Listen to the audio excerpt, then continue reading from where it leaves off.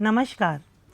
देशज औषधि की इस श्रृंखला में आज हम बात करेंगे फल वर्ग के ऐसे पौधे की जिसके फलों का इस्तेमाल सब्जी व मिठाई बनाने के लिए होता ही है, साथ ही ये औषधीय गुणों से भरपूर भी है।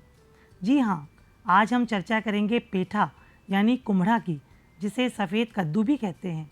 इसकी पैदावार प्रायः पूरे देश में होती है। इसकी लता मचान आदि के सहारे खूब फैलती है। इसके पत्ते 10 से 15 सेंटीमीटर गोलाकार कटे किनारे वाले होते हैं। फूल पीले रंग के आते हैं। फल गोलाई युक्त, कुछ लंबे तथा लंबाई में 30 से 45 सेंटीमीटर के होते हैं। इसकी गूदी सफ़ेद होती है और बीज चिपटे और किनारेदार होते हैं। आइए समझते हैं इसे औषधि के रूप में कैसे प्रयोग किया जाता है।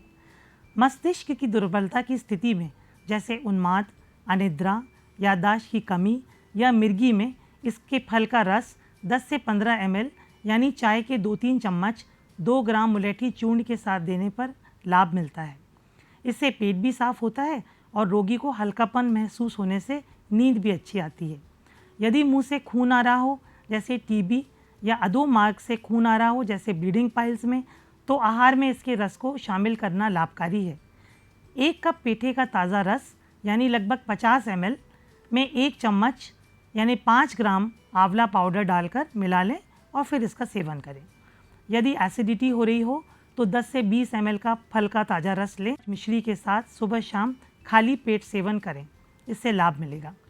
कुष्मांड के पत्तों के रस का उपयोग घाव के रोपण यानी वुंड हीलिंग में करते हैं। आइए जानते हैं कुष्मांड के बीज का प्रयोग। कुष्मांड के बीज का प्रयोग बालों में होने वाली रूसी की चिकित्सा के लिए किया जाता है। इसके सूखे बीज का 50 ग्राम 200 ml नारियल के तेल में जब तक उबालें जब तक कि यह चूर्ण अच्छे से भूरा ना हो जाए। यदि बीज ताज़े मिल जाएं तो 100 ग्राम की मात्रा से इसका कल्क 200 ml नारियल के तेल में गर्म करके जब तक जल का अंश खत्म ना हो जाए तब तक पकाएं। जल का अंश खत्म हो गया है ये जानने के लिए एक कागज़ के टुकड़े को पके तेल में डालें, उसको जलाएं। यदि चरचर के साथ कागज़ जलता है तो समझें जल अंश है।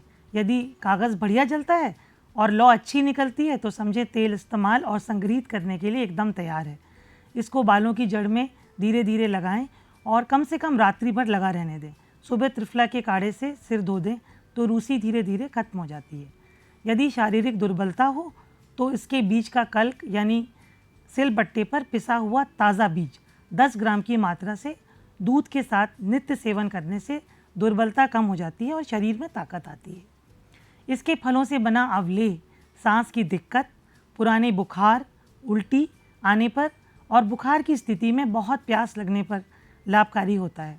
बहुत कमज़ोरी की अवस्था में, पतले व्यक्तियों में यानी कृश व्यक्तियों को यदि वज़न बढ़ाना हो और स्वर भेद में यानी जिनकी आवाज़ बैठ गई हो, कुष्मांड का अवलेह लाभ देता है। विद्यार्थी इसके नित्य सेवन से अपने को फ्रेश महसूस करते हैं और अपने पाठ को जल्दी याद कर लेते हैं। इसको इसीलिए कहते हैं बुद्धिवर्धक है और मेद्य भी है। जो बुज़ुर्ग हैं और कमज़ोर हैं, जिनको डिमेंशिया यानी भूलने की बीमारी हो, उनको कुष्मांड अवलेह का नित्य सेवन करना चाहिए। उनमें ये बुद्धिवर्धक द्रव्य की तरह कार्य तो करता ही है, साथ में बल भी प्रदान करता है।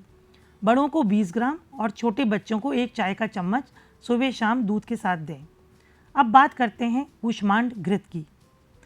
यह विद्यार्थियों के लिए और घर के बुजुर्गों के लिए बहुत लाभकारी है। ये बुद्धिवर्धक यानी मेद्य है और साथ में बल भी प्रदान करता है। इसको भोजन के साथ, भोजन के आधा घंटा पहले 1 चम्मच की मात्रा से नित्य सेवन करने से बहुत लाभ मिलता है। किसी भी मेंटल डिसऑर्डर में ये लाभकारी है।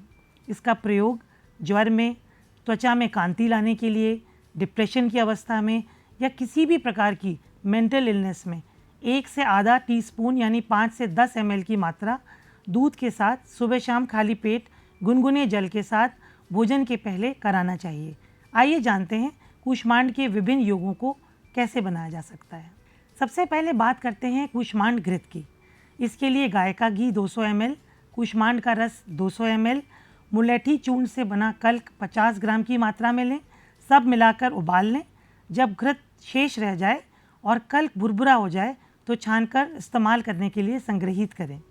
आइए जानते हैं अब कुष्मांड स्वरस कैसे बनाया जा सकता है। सर्वप्रथम पेठे को धोकर छील लें, उसके बीज वाले भाग को निकाल दें। इसके बीज हम कल्क के बनाने के लिए इस्तेमाल करेंगे या सूखा चूर्ण बनाकर संग्रहित करेंगे, जो हम नारियल के तेल में डालकर बालों में लगाने के लिए प्रयोग कर सकते हैं। जैसे हमने पहले बताया था उसी तरह फल को कस लें या मिक्सी में पीसकर साफ कपड़े या छलनी से छान लें। रस तैयार हो गया, इसी को सुरस कहते हैं। आइए जानते हैं कुष्मांड का चूर्ण क्या है। कुष्मांड के टुकड़ों को छाया में सुखाकर पीसकर छान लें और चूर्ण संग्रहित करें। कुष्मांड बीज कल्क बनाने की विधि भी जान लेते हैं।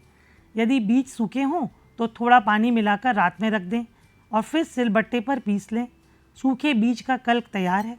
यदि ताज़े बीज हों तो उनको सिर्फ सिलबट्टे पर पीसकर ताज़ा कल्क तैयार हो जाता है। ध्यान रहे, तेल बनाते समय यदि सूखे बीज का चूर्ण इस्तेमाल करें तो वे गीले कल्क की मात्रा से आधा होना चाहिए। अब जानते हैं कुष्मांड अवलेह बनाने की विधि। इसे बनाने की 2 विधियां हैं। आइए देखते हैं। पहली विधि, पेठे का रस ले लें 400 ml, गाय का दूध लें 400 ml और आंवले का चूर्ण लगभग 30 ग्राम। इस सब को मिलाकर धीमी आंच पर पिंड बनने तक पकाएं। जब ये ठंडा हो जाए तब इसमें करीब 320 ग्राम बूरा अथवा पिसी मिश्री को मिलाकर संग्रहित करें। इसमें से लगभग 25 ग्राम रोज़ दूध के साथ दे सकते हैं। छोटे बच्चों में मात्रा को कम कर दें। अब देखते हैं इसकी द्वितीय विधि।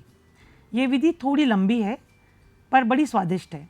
इसमें कुष्मांड के टुकड़े 200 ग्राम ले लें, पानी 800 ml करीब, घी 200 ml, मिश्री 400 ग्राम, पिपली चूर्ण 8 ग्राम, सौंठ 8 ग्राम, जीरा 1 ग्राम, धनिया 1 ग्राम, तेजपत्ता 1 ग्राम, इलायची 1 ग्राम, काली मिर्च 1 ग्राम, दालचीनी 1 ग्राम और शहद 20 ml के करीब। इन सब सामग्रियों को एकत्रित कर लें। अब फल के टुकड़ों को पानी के आधा रहने तक उबालें, फिर छान लें, टुकड़े अलग कर दें। एक तांबे का पात्र लें तो अच्छा, उसमें घी गर्म करें और उसमें टुकड़ों को भूनें। जो जल बचा हुआ था उसको उसी पात्र में डालकर मिश्री डाल दें। पिंड बनने तक गर्म करें। अब इसमें बाकी का जितना भी प्रक्षेप द्रव्य है जैसे काली मिर्च, इलायची इत्यादि सब डाल दें। जब पूरा ठंडा हो जाए, ठंडा होने पर ही शहद मिलाएं और साफ़ सूखे बर्तन जो कि कांच का हो तो अच्छा, उसमें संग्रहित करें। इसे सुबह शाम 5 से 10 ग्राम की मात्रा में गर्म जल अथवा दूध के साथ दे सकते हैं। आशा है आपके लिए ये जानकारी बहुत लाभकारी सिद्ध होगी। लेकिन यह सब कुछ तभी होगा जब आप उचित आहार, विहार, दिनचर्या, ऋतुचर्या का पालन करेंगे। यदि रोग प्रबल हो तो किसी कुशल वैद्य की देखरेख में ही चिकित्सा करें। धन्यवाद।